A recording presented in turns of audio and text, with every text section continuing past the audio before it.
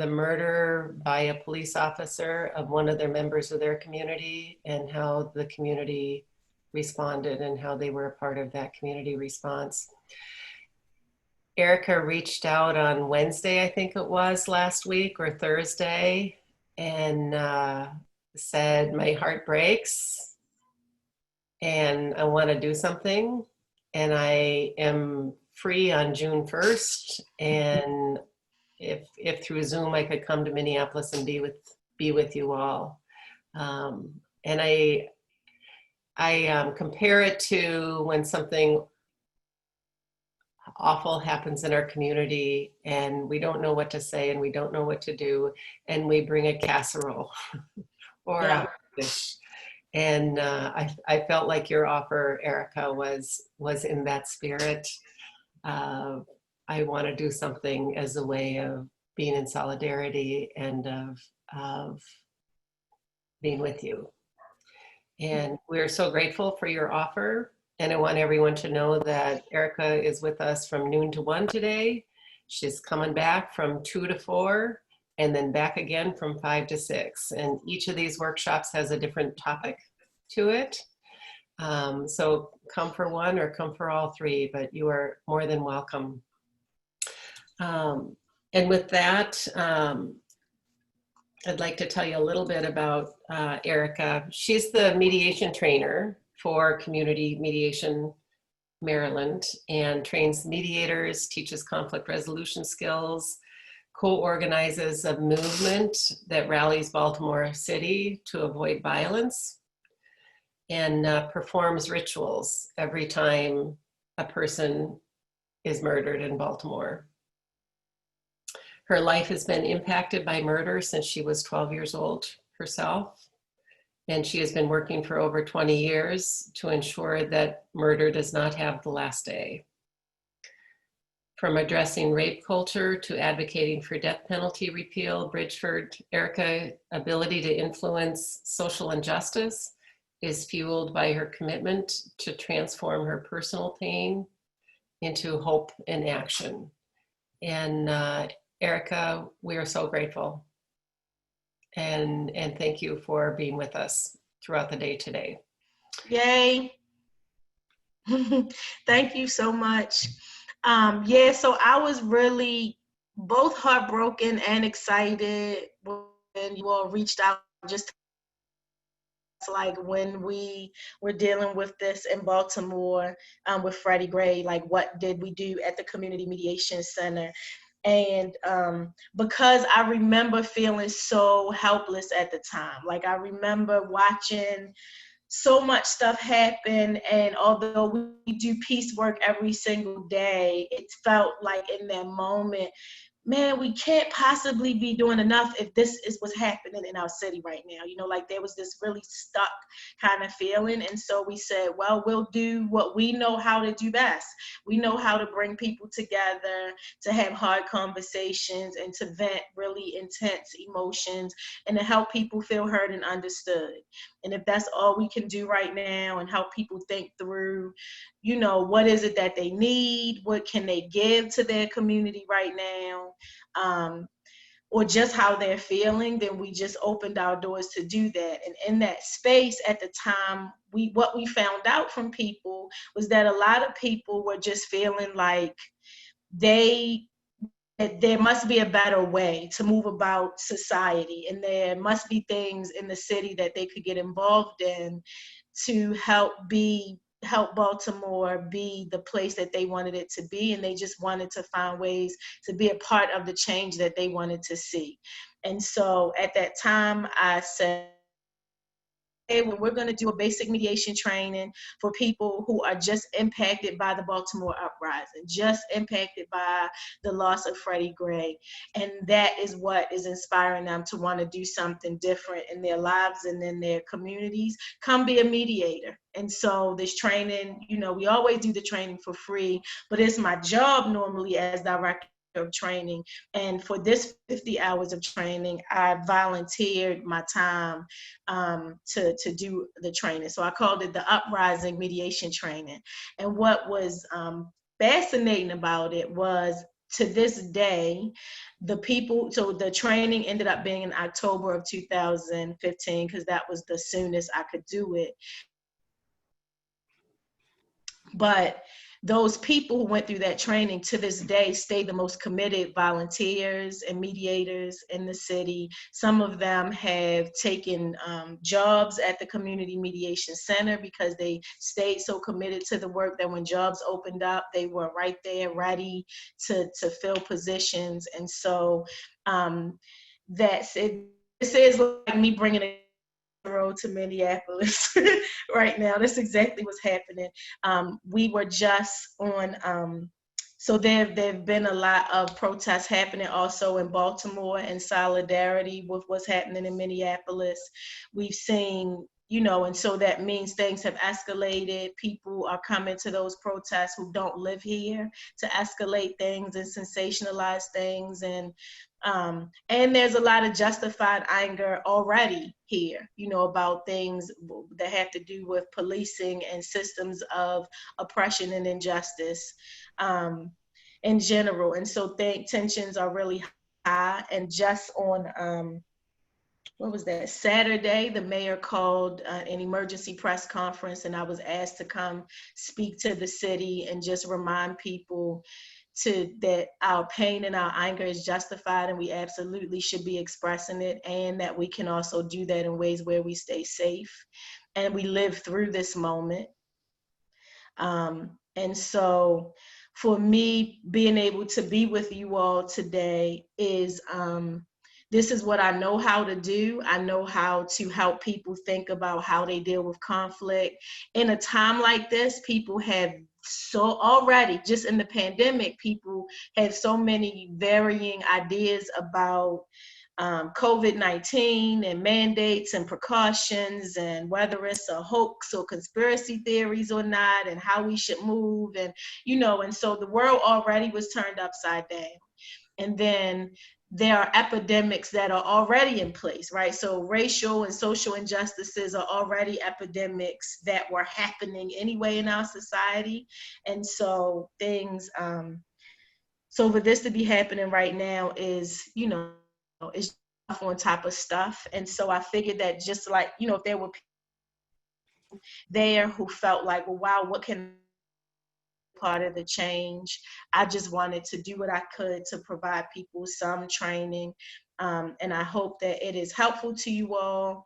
I'm also going to, before we get started though, I just want to allow some space for, if people either want to unmute themselves and out loud, take a moment to just say how you're feeling today, what you need from one another today, or what you feel willing to give. If you want to unmute yourself and say it, or feel free to type it in the chat so that people can just see it. If you don't feel like you want to use your voice in this moment, that's okay, and you just want to type. Because I don't want to just like jump straight into the train, and I really want to honor that people might have heavy stuff, you know, weighing on them that they might just need to pop out real quick before we jump right into the training. So I'm going to stop talking. And if anybody wants to say how they're feeling or what they need or what they just feel inspired to give right now, please use this time to do that. Oh, I'm hurt but here. Yep, thank you. Frustrated, fearful, I have a grown Black son, angry. My heart is heavy. I want to engage in positive action to build bridges among people. So I'm reading things people are putting in the chat. Tired, I live in Minneapolis. My heart is heavy.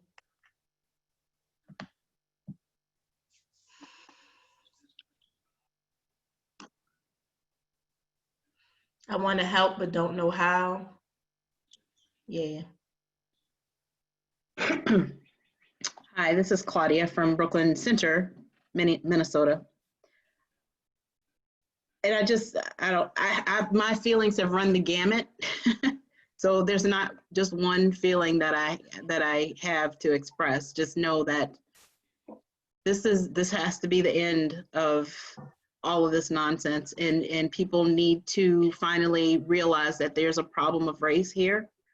I'm hoping that national news is showing that we've been infiltrated and that they have placed these things throughout the city over the past 4 days, and undetected up until what, Friday, when they started talking about it. I'm sure maybe they knew before then, but they just started talking about it then. So I've been afraid. And I'm tired.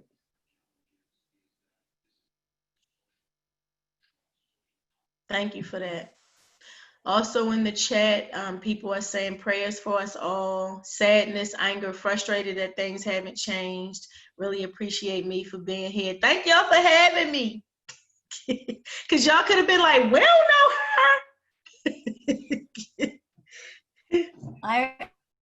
I've been so encouraged that you were going to be here this morning, because so many of us in our community have been out protesting. And last night on that bridge, after thousands of people kneeling and sitting in silence, and then see what, be a part of what happened.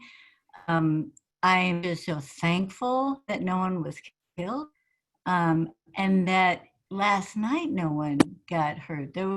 There was another fight on the north side, which saddens me greatly. But I witnessed all weekend people coming together and hope, and angry should be angry. And so as a white person community, I'm opening up all the conversations I can, and I just look forward to hearing from what you've learned and how to get beyond this. Because I've been living with this in this city for 65 years. So I'm hopeful there'll be a change. Thank you for that. Also in chat, some people are saying my heart is heavy and I'm so incredibly sad that this is our reality today. I want to be a part of the solution and learn strategies that will help our communities heal and make systemic changes. I too have 3 adult Black sons, sad, frustrated, angry. Heavy but full of cortisol, ready for a role. Thanks for being here. I want to be part of the solution. As an attorney, I'm appalled that the legal system has failed to address this pernicious system. Wait, I lost it. Oh, pernicious bigotry. I have a husband and teenage son for whom I'm now very concerned. Feel like many people of Minneapolis and in parentheses, white people have felt like riots, violence won't happen to us, or feel like we are so much more advanced in our practices than other areas of this country, which I think has been such a dangerous thing. I hope this is a wake-up call. It makes me sad and frustrated. What is hard is that the same communities that were hit by the riots are the ones dying in disparate numbers from COVID. I'm worried that the peaceful protests will again increase those deaths. 1 son, my baby, 6 brothers, several nephews, and 3 girls watching. We need change. Yeah. Thank you all so much for just sharing the nuances and levels, of all of this.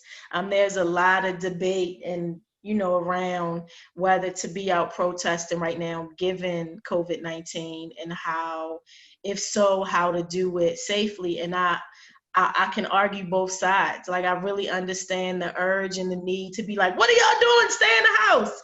And I also understand the urge and need to be like, what are y'all doing? Be out in the street. Like, I get all of it. And I don't know that there's a right answer across the board. I think there's a right for you answer. What is your heart calling you and pulling you to do? What will you regret that you didn't do, when this all blows over? And so I think each person, somebody said I've protested at a distance. Yeah, I think each person has to decide for themselves what to do and how to do it right now. Yeah. Okay, so I'm gonna get into this training that we're doing right now is just taking a look at conflict as a thing, to think about, like, how do you perceive conflict? Because the way that you perceive it then dictates the way that you act in it. It dictates the way you navigate it, but it also then dictates the kind of outcome. So however you go into conflict perceiving it, helps to then set up the stage for the kind of outcomes that you're going to get at the end of it. And so this is just an opportunity to just stop and think about how you view conflict and if there's a way you can look at it differently. So we're going to do this by doing an interactive activity.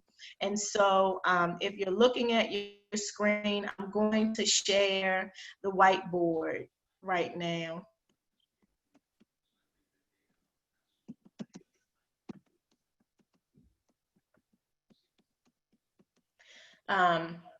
And what I'm going to be doing, so I'm going to be asking you all, I'm asking you all a question. And you're going to, the best way to do this is to unmute yourself, because while I'm looking at the whiteboard screen, I won't be able to see things that you're typing in chat as easily. And so this is called a brainstorm of conflict. And so what I'm going to be doing, what I want you all to do right now is think about the very last conflict you were actually involved in. And so, and this is not other people were having conflict and you were helping them. I want you to think about the last time somebody got on your nerves, right? It was you that you had a conflict with somebody. And just for a moment, I want you to put yourself back in that space. Think about all of the emotions you had, all of the things that were going on in your body. What was your head doing? The pit of your stomach? How did your chest and the palms of your hands feel? All of those kind of things. What kind of things did you say? Also think about the other people who were in the conflict with you. What do you think was going on for them? What kind of emotions were they having? So basically what we're going to do is fill up this whiteboard right now with words that come to your mind when you just think about conflict. And so we're going to do a popcorn style mini pop when you're ready. You're going to say the words out loud and I'm going to be typing them on this whiteboard. Stress. Frustration. Anger. Anxious. Zipped my lips. Betrayal. Disappointment.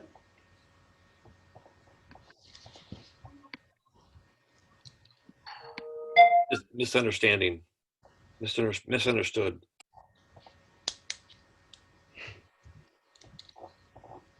Disrupt sleep.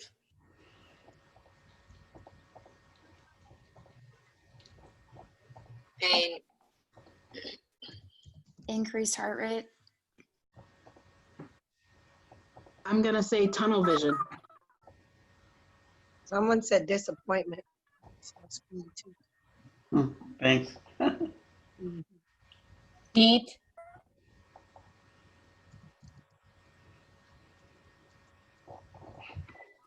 Increased heart rate. I think I missed something after increased heart rate.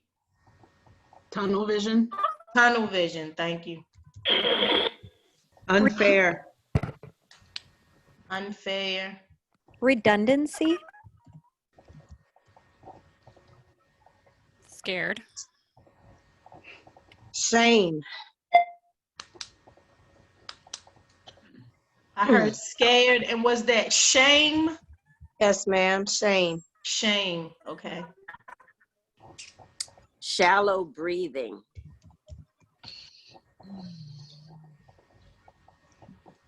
Just hot. Whole body hot. Fear. Fear. Yes. Okay. Lack of trust. Lack of trust. Mm-hmm. What?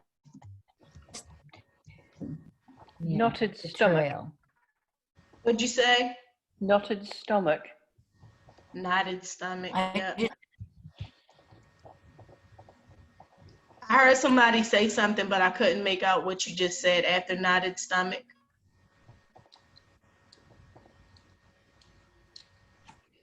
Righteous. Righteous. That's a good one. Hopelessness.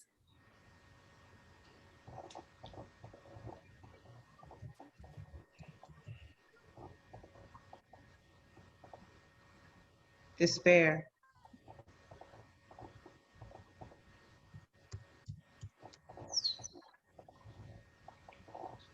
Threatening.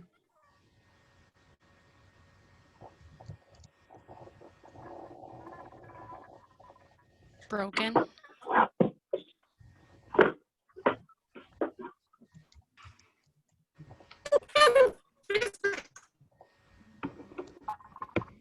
Privileged. Can you say that again? Privileged. Privileged.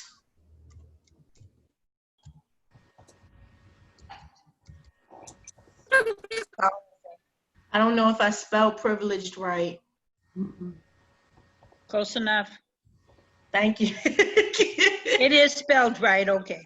Thank you very much. Okay, struggling to find calming words. Okay. So I'm gonna take that one as the last one, and then we're gonna just, I'm gonna take a minute to read all of the things that we have right here on this board. So when you think about conflict, you think about stress, frustration, shallow breathing, unfair, scared, righteous, threatening, anger, redundancy, disrupt sleep, fear, despair, anxious, struggling to find calming words, shame, pain, privilege, tunnel vision, hopelessness, betrayal, disappointment, increased heart rate, misunderstood, knotted stomach, lack of trust, zip my lips, and broken.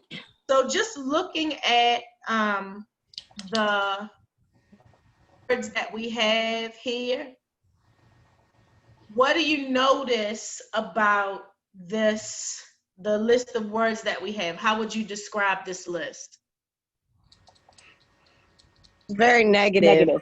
Very Yeah. negative, right? Very good. Yep. So I'm gonna give snaps to whoever somebody said negative. So snaps, we give snaps when somebody says something really good. We give sizzles when you did extra good. So I'll point at the screen and go, right? So you get.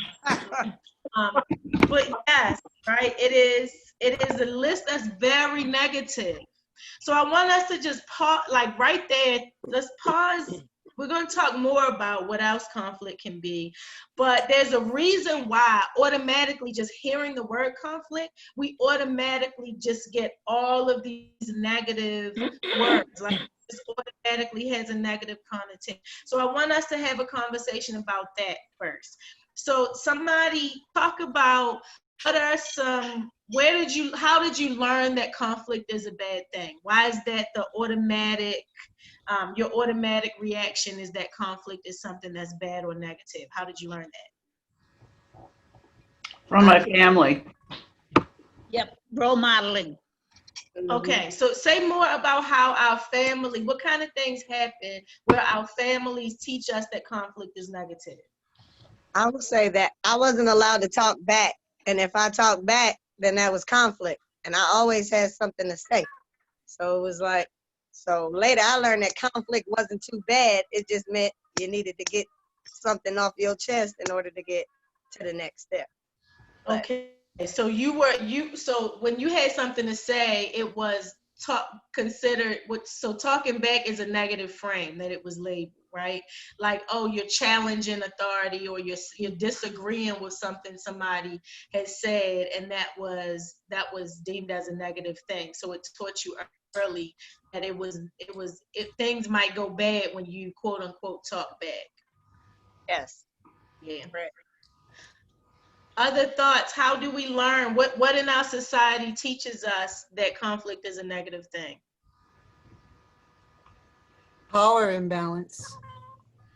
Say more about that. What do you mean? Oh, it's a law.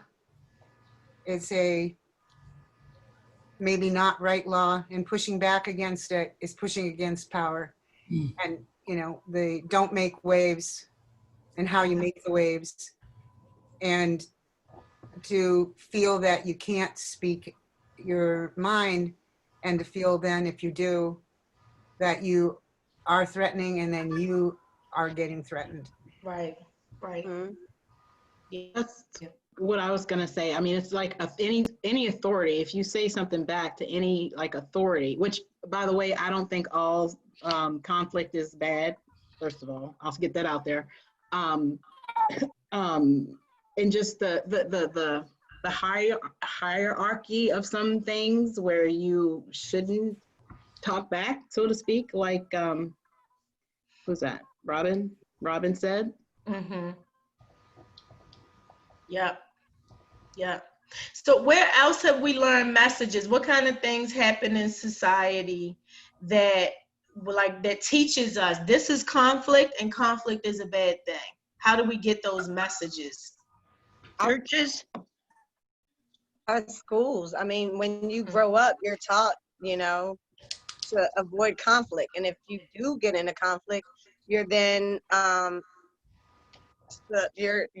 you get the consequences, which usually are Negative. not so great, or I can't get my words out. Negative consequences, for conflict, period. So, and I mean, the school system, it doesn't matter what it is. So. Yeah.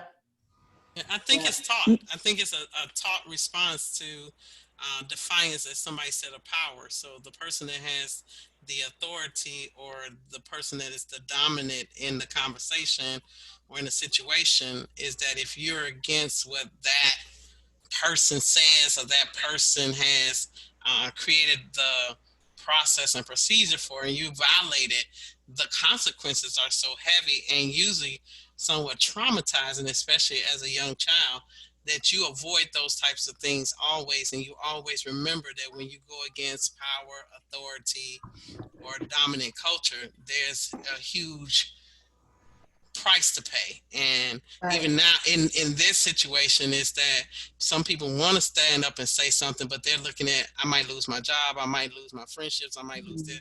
And so that it brings a heavy negative consequence to the response to conflict. I think it's seen as disrespect. So just to disagree with somebody in authority is seen as disrespect. That's how we get socialized. That is disrespectful. Yes, and I also think, particularly in my family, raised voices were not acceptable at all. We had a very narrow, acceptable way to communicate. Oh, that's very good. Right. So there are norms that get set about what positive communication looks like. And so if people are interrupting, if people are cursing, if voices are raised, then it must be a bad thing that's happening. Mm-hmm. Yeah. And if everybody can just talk one at a time when they're upset. Yeah. And I think that may be a cultural thing as well. Yeah. Right. And there's the gender layer on top of that as well. Yes, Beth. Yep. And I'd add that I think I was very sheltered from societal conflict growing up. And I think there's a cultural thing there as well. Thinking that helps children to shelter them. I think when I think of conflict or not having conflict as a good thing, I think of being silenced. Your voice doesn't matter, which is what my culturation, what the culture taught me as a Black woman, that my role was to help other people get what they wanted. What I wanted did not matter unless it was in a helping role for someone else. So if I were to voice dissent of any kind, it was out of order. It was identified as wrong. It was considered conflict as opposed to just me stating what I needed. So instead of, all of these things would occur: despair, shallow grief, frustration, fear, privilege, misunderstanding, just because I expressed a need. But because society says what Black women need is not valid, it is called conflict creating, when all it is need requesting.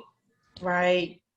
So the identification of what I need as creating conflict, therefore creates of the anger, the anxiety, the fear, the knotted stomach, the zipped lips, the misunderstanding, the lack of trust, increased heart rate, betrayal, disappointment, hopelessness, disturbed sleep, fear, stress. But all of these are created because of the identification of my expression of basic needs and desire for my humanity to be expressed in our society as a full citizen has been denied. And therefore, it occurs as conflict as opposed to basic human need, it being expressed in a group. Yeah, that's really interesting, right? How, so there's the gender thing. As women are socialized, right? That you're supposed to be taking care of other people's needs. Children are socialized. I see people talking about in the chat, children are socialized to be seen and not heard. So when the child speaks for their needs, the very same kind of thing happens, that they get dismissed, or they're too young to know what they need, or that kind of thing. And then when you add racial injustice on top of gender stuff, then Black women get labeled things like angry Black woman, just for either disagreeing with something that's being said, or for just expressing I have a need that's different from what I'm getting right now. That it gets problematized instead of heard and listened to. I see people in the chat also saying about, somebody says definitely cultural. My father used to joke about children being seen but not heard. Was how he grew up, but things were not much different as an adult. I think that my childhood was full of questions that were never asked, and not from fear, but just a common understanding that it's just not done, right? That children just aren't, you don't ask adults questions. And then reinforced at school as an older woman too, it was not the done thing when I was young. And then as you get older, you unfortunately often become invisible to society. Right. So what I want us to do now, so we've been socialized to really just think about conflict as this bad, ugly, horrible, negative thing. And even when we see conflicts portrayed on the news, we don't see stories about how people had a disagreement and then went to mediation and worked it out and everything, and they got an agreement and everything was fine. Or even if they didn't get an agreement, they just got better understanding. And so now things are different, right? When we see conflict portrayed, it's just, we find out who got shot, who got stabbed, what got burned down, and not as much press about how people are handling conflicts in other ways where it wasn't a negative thing.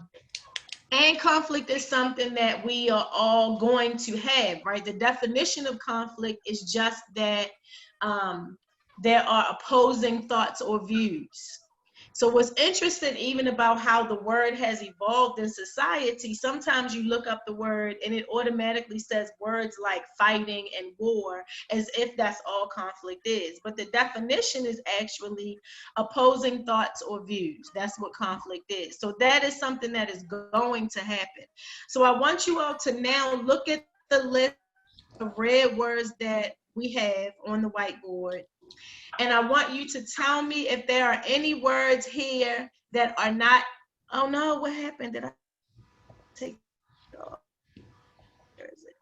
Oh, there it is. I'm sorry, I switched screens and I got scared. I want you to tell me if there are words on this screen that are not always negative. What are some words here that are not always a bad thing? Anger. Anger. All right, so let's talk about why is anger not always a negative thing? Because it's a human emotion and reaction. It's a human emotion. Yeah. And sometimes anger spurs us to change and to do something. Yeah, absolutely.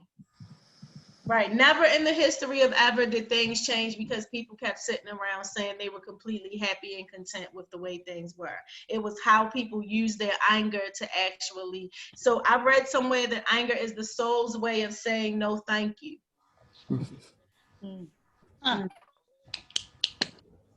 Interesting. What else here is not always a negative thing? Stress. Stress. Talk about why stress is not always bad. Stress can be a motivator for change. Stress can indicate that things are off balance and that we need to change things up. Can also be an energizer. Stress can energize. Yeah. Yeah. I see. So in the chat, somebody said disappointment is not always a bad thing. Somebody talk about why disappointment is not always a bad thing. Being disappointed is information, right? And when you are disappointed about an outcome, you have information now to inform what your next steps are. So you can now move in a more positive, productive way. Yeah. Righteous. Righteous, right? So there's a gimme right there, right? What else is not always a bad thing? Misunderstood. What'd you say? I said misunderstood. Oh, talk about why it's not always a bad thing to feel misunderstood. Well, because we're not very good communicators often, and we often are misunderstood. We think we know what we're saying and think everybody else should know what we're saying as well. So the opportunity to talk about that is very beneficial in many cases. Right. And when we feel misunderstood, that's the place that makes us think about, well, can I say this clearer? Or even if you think you're misunderstanding something, that's the opportunity to start asking questions about stuff that you're hearing. Yeah. To build that understanding. Pain. Always a bad thing. What'd you say? Pain is not pain. Pain is not always a bad thing. It's Talk about why pain warning. is not always bad. Sometimes we don't pay attention. Right. It's not. Sometimes we pay attention to what's happening in our body physically, and pain can alert us to other things that we can. Absolutely. Absolutely. I can't see all of the words that are in the chat right now without leaving this whiteboard screen. So what'd you say? Zipped lip.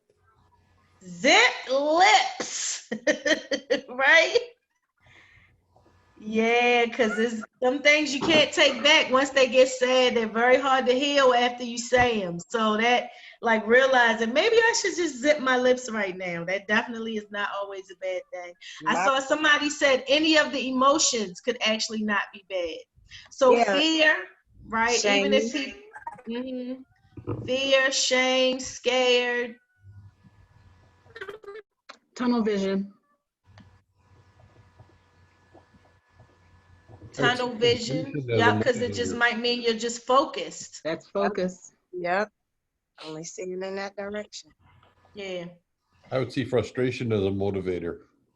And frustration can be a motivator. Yeah. Yeah, all of the emotions are right there, just naturally how we feel. Anger gets demonized a lot because people don't like it when when other people are angry. And again, if it's the way somebody is saying no thank you to something, it's not the anger that is the problem, but we often blame our behaviors that we don't like on anger. So we'll say, oh, they made me so mad that she made me so mad that I punched her in the face. So, you know, so it's what she did in my anger that I'm blaming, and not taking responsibility that although I was angry, I could have made a different choice other than punching her in the face, right? And so anger gets demonized because when we don't like the people's behavior while they're angry, we blame the anger. When anger is really not, we know that anger is a natural emotion, because when you meet people who say, I'm never angry about anything, we don't trust those people. We're like, really? Never about nothing? You know, like, we're like, okay, so they probably got body parts in their freezer chopped up downstairs in the basement. Like, you're supposed to be angry. You gotta be angry sometimes about something. Okay. I think redundancy could mean reiteration. Yeah, sometimes you got to repeat things. I read somewhere people literally need to hear things 3 to 7 times before they really actually know what just now got communicated, right? So sometimes you got to repeat yourself. It's important to do it. You just gave me tips for my kids. I thought I was just repeating stuff because they was on some other level, but okay. Right. Yes, you have to repeat things. I want to bring up one that I'm having a hard time seeing the good side of, and that's hopelessness. Hopelessness. Can somebody? Yeah. Can somebody explain where they think hopelessness might not always be a bad thing? Well, where things are repeated year after year, decade after decade, century after century, you get a sense of hopelessness. I think a lot of us are feeling that way now. It looks like the 60s to me right now, and it almost feels hopeless, but I won't let it happen. So it's a motivator, actually. That's the word. Yes. Yeah, I was going to say, because hopelessness does contain hope. So anytime we still have the opportunity for hope, then there's still a way of making a difference. So yes. Hopelessness still contains hope. I want to tell you right now, there shall be a Facebook post that I make today that will say hopelessness contains hope. Yeah. Uh-huh. And it is beautiful. Yeah. I was thinking, it's a motivator. It's a motivator, and it doesn't say no hope. It says less. It's not saying that it's gone. It's saying it's less. That's right. Sometimes we get down, and we get Well, down and out, but that doesn't mean we're gone. Well, sometimes we But if you look around us, yeah, I was going to say that if you look around us right now, even though in some places we do feel hopeless, there are glimmers of hope in other places. And I think, we've gotten to see some of that over the weekend, what is possible, right? Even when right now it doesn't feel like where we are, that is possible. Right. So I think it encourages us to look outward. Yeah. And I think hopelessness, sometimes we feel we're at the bottom, the total bottom base of the spectrum, and the only place we have to go is up. So it helps us redirect our thinking. That's really good. That's really good. Yeah. I think too that so you all are really making me think about, like, so even when somebody doesn't have hope, that is an opportunity for us to be compassionate and to really think about, like, well, how did they get in this space of being so hopeless, right? So as we're watching people escalate and things erupt, and we're going, okay, that's clearly a sign that they feel hopeless. Like this debate when people go, well, why would you destroy things in your own community? And so when you understand how the brain works, when people have felt and been broken and burned for centuries, like somebody just pointed out, right? That the brain automatically goes into fight, flight, or freeze mode. Mm-hmm. And so fight mode has to do with my sense of well-being has not been intact.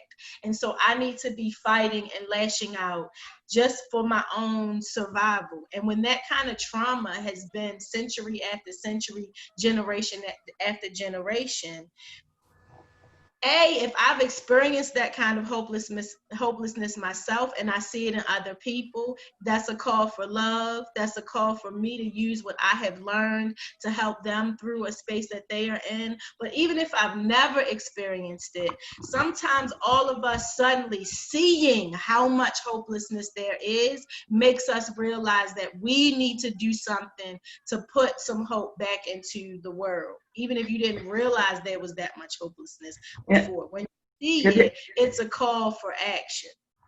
It also helps us to understand the other's reaction to all of this. When you feel absolutely distraught and hopeless, the response is the extreme of that. That's right. Yeah. So I want to shift now. Thank you all so much. I want to shift now. Can you think of words that are not on this list and they are positive words that you can relate to conflict? Change. Growth. Opportunity. Education. Creative. Resolution. Did someone say creative? Yes. And education.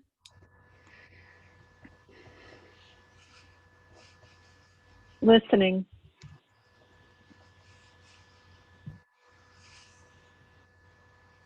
Justice.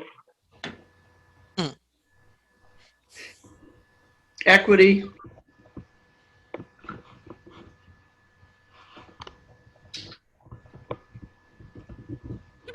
Resolution.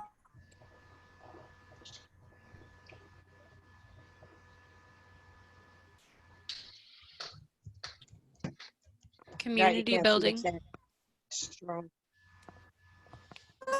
Value. Understanding.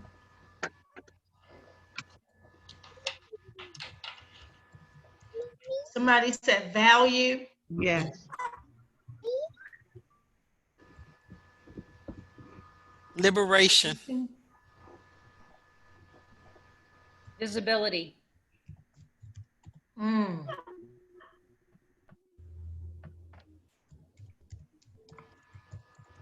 Healing.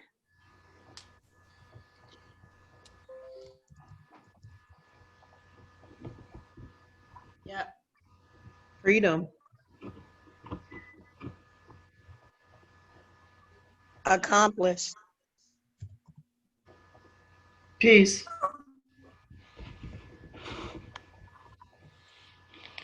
Inclusion.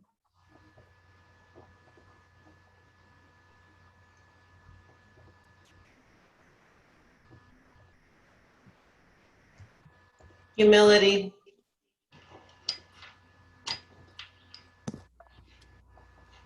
Empathy.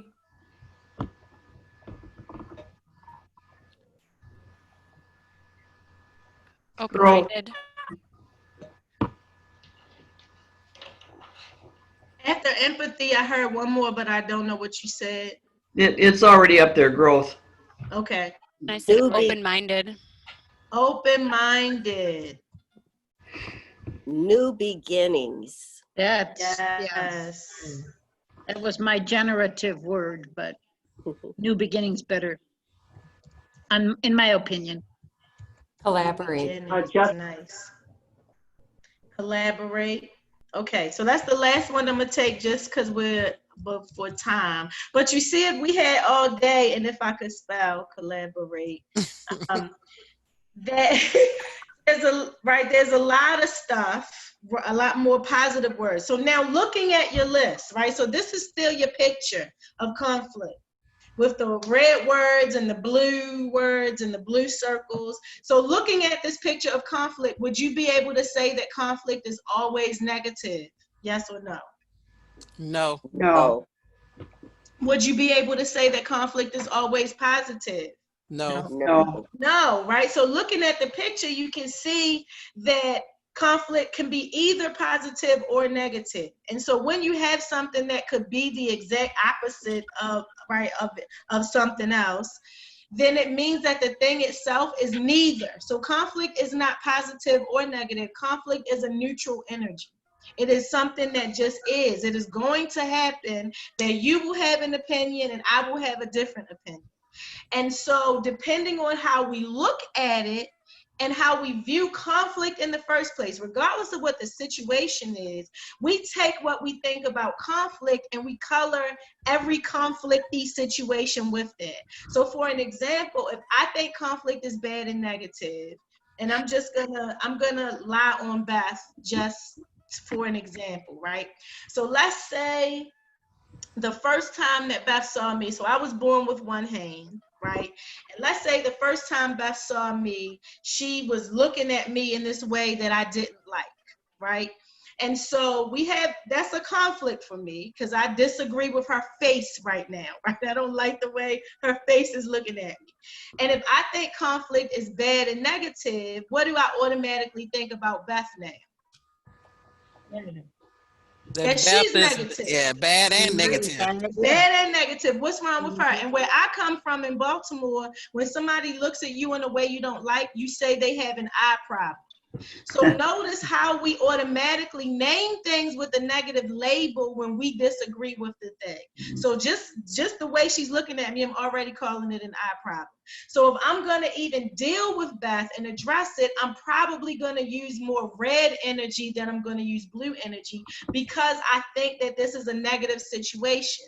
And so I'm going to go to her and say things like, hey, Beth, so when you first saw me, you looked at me in this way that I didn't like, and I just want to know, do we have a problem?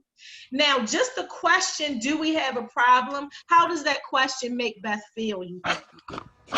Ready to be on the defensive. Yeah. Ready to be defensive. So here's a commercial for you to come back to the open-ended questions training, because this is what we call a closed-ended question.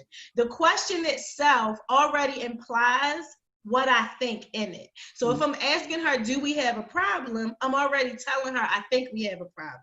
So when you ask people closed-ended questions, they start defending themselves against an opinion you already have about something. And so even if she doesn't have a problem with me, she may escalate, right? But even if she says, well, no, I don't have a problem with you. I just, I had a lot on my mind when you came in the room. But I already don't believe her because I think that this is conflict. So she's not going to be honest with me. She's lying. So I might say something like, okay, well, maybe you need to do mirror work then and work on your face so you can notice how your face impacts others, right? And so when I leave this situation, I'm now leaving with red energy, because even if she gave me her blue was her truth when she said, no, I don't have a problem with you. I just, when you came in the room, I had a lot on my mind. I colored her blue with red. So the most I could even see out of that is maybe purple, maybe. Right? So if I thought it was red coming into it and then I acted with red strategies, I'm only going to leave with red energy. So when I leave this conversation and then I talk about Beth like a dog in community for the next three days, it's because I didn't get what I needed in it. So when you wonder why something happened 2 weeks ago and people are still talking about it, it's because they didn't get what they needed in it. And so they left it with red energy, and all they had to share now is the red energy. But let's back up and say that I believe that conflict is blue. So what does that mean? You see, when you look at this picture, if I feel angry at the way she looked at me, if I feel disappointed, if it stressed me out, if I feel misunderstood, those feelings are still uncomfortable. Those words are red, but if I view it through a blue lens, and I think my anger, my feeling misunderstood, my stress, if I think those things are an opportunity for growth and change and resolution and freedom and open-mindedness and visibility, then now I'm going to even navigate my own anger differently. Because now I'm going to be angry and go, oh, if I'm mad at Beth's face, this must be an opportunity for me to build understanding and for me to be visible about who I actually am instead of whatever her face thinks I am, right?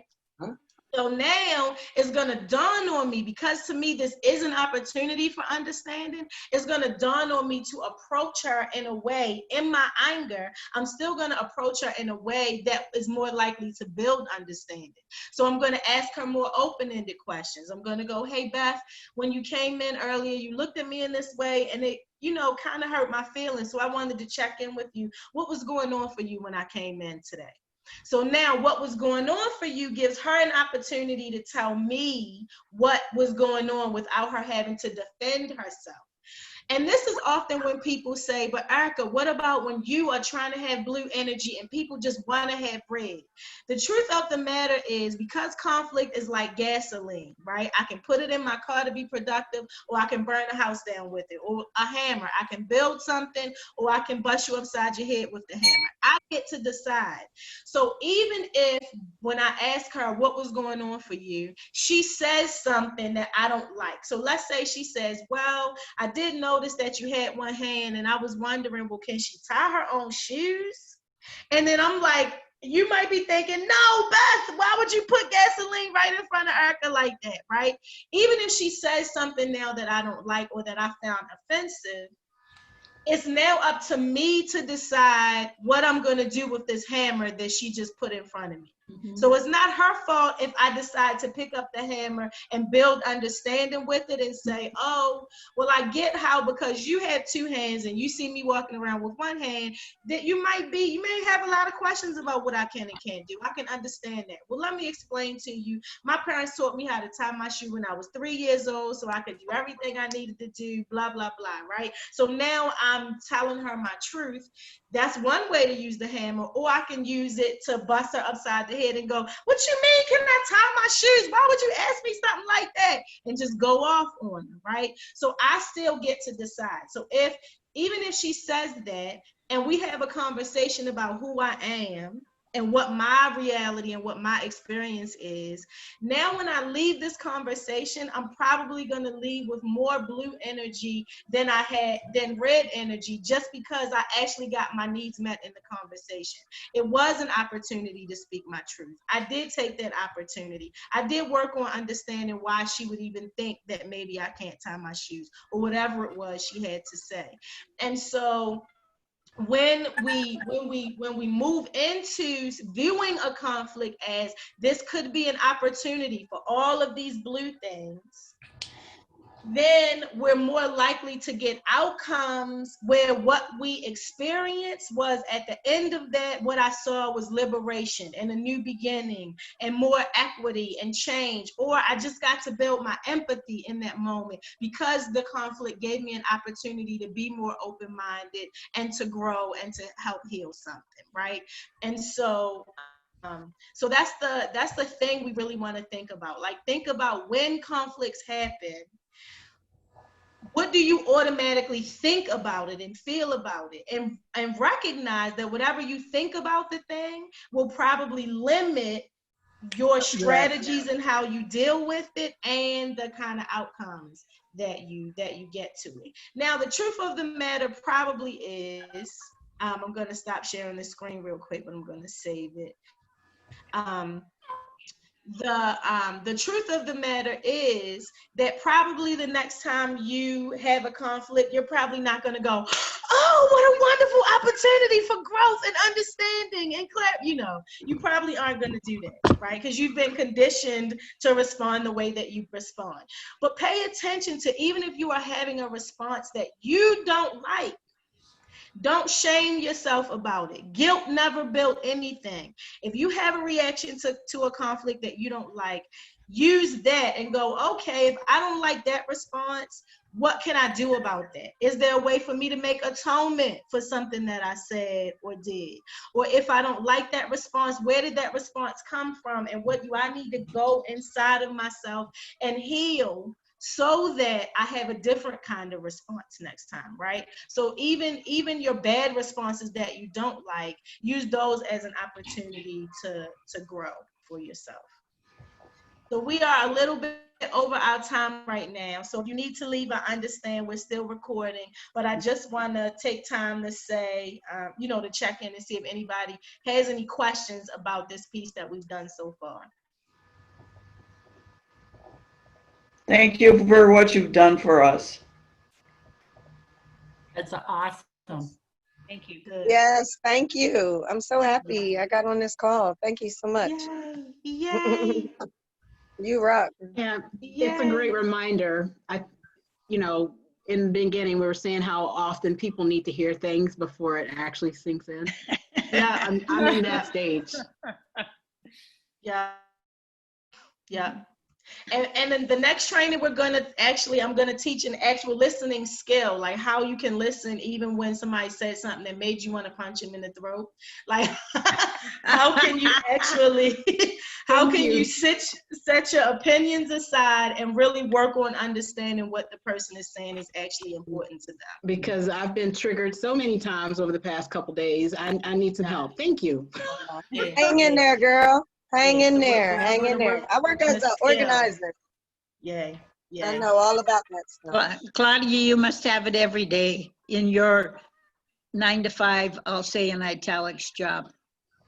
So, yeah. Congratulations for working on it. Thank you. And Erica, the topic at 5 o'clock is open-ended questions. So how to ask questions without making people want to fight you or feel questioned by you. But questions that actually build understanding or unpack things or show that you really are curious, right, about what's going on. So like how to, and for me, here's another just little commercial. For me, I have found that the moment somebody says something that I really judge and I'm like, what is wrong with them? How could they possibly think that? That now triggers me. Instead of saying, what the F is wrong with you for real? Instead, I ask, help me understand what you mean by that. Or how did you come to that conclusion? Or, it makes me ask more open-ended questions. So now judging people triggers me to ask an open-ended question instead of telling them how stupid they are. Because what I have learned is people come to really effed up conclusions for valid reasons. Given their experience in the world and how they've been conditioned and things they've been through, when you actually ask, well, how did you come to that conclusion about Black people, right, for example, and you listen to the things they say, you go, oh, well, given everything you've been through or what you've been taught, you would come to that messed up conclusion. And it makes me more open to actually explain what my experience actually is as a Black person, or, that kind of thing. So that'll be the 5 o'clock training. So this afternoon we'll be dealing with a listening skill that helps you really work on understanding and notice how your judgments and opinions block you from really being able to hear what somebody is saying and how to listen differently. And then later we'll talk about how to ask questions that don't make things worse. Okay, will you tell us what time is the next session? And then I know there's a 5 o'clock, which is our 4 o'clock. No, it's our 5 o'clock. Our 5 Our 5 o'clock. 5 o'clock. So what's the schedule for the rest of the day? Could someone go over that in Central Time? 2 to 4. And how to listen without punching somebody in the throat. That's what I should have named it. How to punching somebody. Yeah. That's what I should have named it. And 5 to 6, how to listen. Right. It's All right. Well, thank you, CMRS, for bringing making things worse. How to ask questions without making things worse. Yeah. Okay, 2 to 4 and 5 to 6. Busy day. Thanks for being here, everyone. And we'll see many of you again at 2 o'clock. Okay, Erica, thank you. Erica, thank you. Beth. Thank you, Beth, for convening us. Yes. Good to see you, Jan. Great. You too.